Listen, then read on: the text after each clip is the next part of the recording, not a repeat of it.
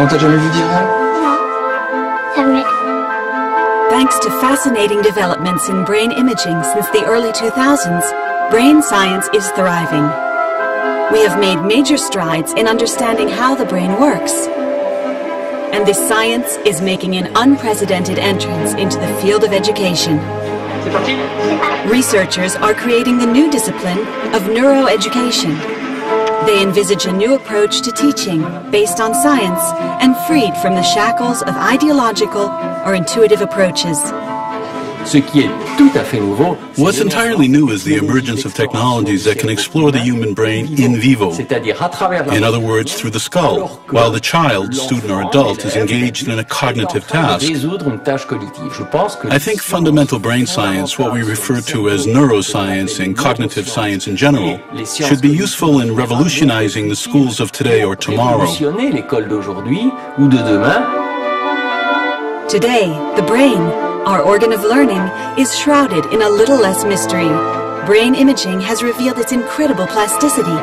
Its network of neurons, connected to each other by synapses, undergo permanent reorganization depending on what is being learned and what is being experienced. And contrary to what was believed for a long time, the production of neurons does not stop in adulthood. It continues throughout life. There is, however, a remarkable peak in plasticity that takes place in the early years of life. Between the ages of 0 and 6, there is massive plasticity, with an overproduction of synapses and an elimination of synapses in the brain at a crazy rate. Several million synapses per second changing inside the child's brain, and this plasticity is the foundation of learning. We are learning creatures.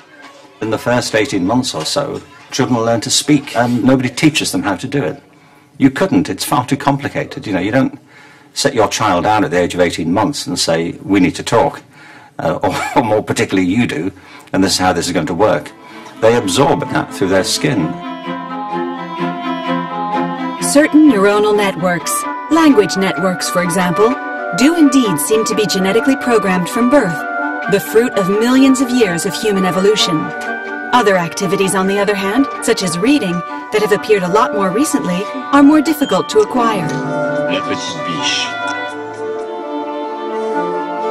So today's scientists are experimenting with educational software to try and improve the process of learning to read. Cognitive science is entering classrooms, where it is generating as much enthusiasm as apprehension.